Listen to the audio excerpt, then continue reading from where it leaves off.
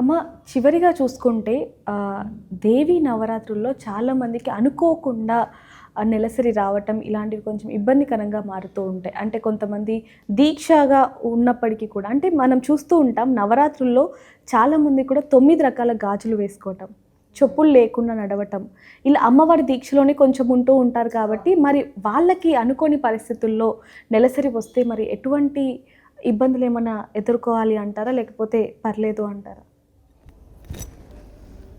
గురు పరంపరలో కొంతమంది దీక్షలు తీసుకొని ఉంటారు.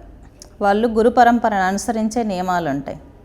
తర్వాత ఏంటంటే గురువు తర్వాత మామూలుగా దీక్ష తీసుకున్న వాళ్ళు దీక్ష మధ్యలో పీరియడ్స్ అయ్యారనుకోండి, వాళ్ళకి ఎలాగో 3 days 5 days ఉంటాయి కాబట్టి దీక్షా వస్త్రాలన్నీ పక్కన పెట్టి మీ రజస్వల నియమాలన్నీ పాటించుకున్న తర్వాత మళ్ళీ దీక్ష చేసుకోవచ్చు. ఎటువంటి ఇబ్బంది లేదు. ఖచ్చితంగా 5 రోజులు దూరంగా ఉండాల్సిందే అంటారు. ఎందుకంటే కొంతమంది పెద్దవాళ్ళు చెప్తూ ఉంటారు, దేవి నవరాత్రులు కాబట్టి ఖచ్చితంగా కొన్ని నియమాలు పాటించాల్సిందే, 5 రోజులు కూడా పాటించాలి అంటారు. మరి 3 రోజులు సరిపోతుందంటారా? లేకపోతే 5 రోజులు ఖచ్చితంగా చేసుకోలేని వాళ్ళు చివరి 3 రోజులు చేసుకోవచ్చు. 10 రోజుల్లో చివరి 3 రోజులు చేసుకోవచ్చు. లేదు దీక్ష తీసుకున్నాక పీరియడ్స్ అయిన వాళ్ళు 5 రోజులు పక్కన పెట్టేసి మిగిలిన రోజులు దీక్ష చేసుకోవచ్చు తలస్నానం తర్వాత. అమ్మ, మరి చాలామందికి ఉండే ప్రశ్నలు కొన్ని ఉంటాయి.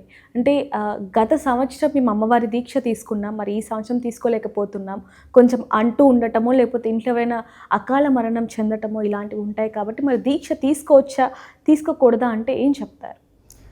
దేవీ నవరాత్రులకి అలాంటి నియమాలు ఏమి ఉండవు.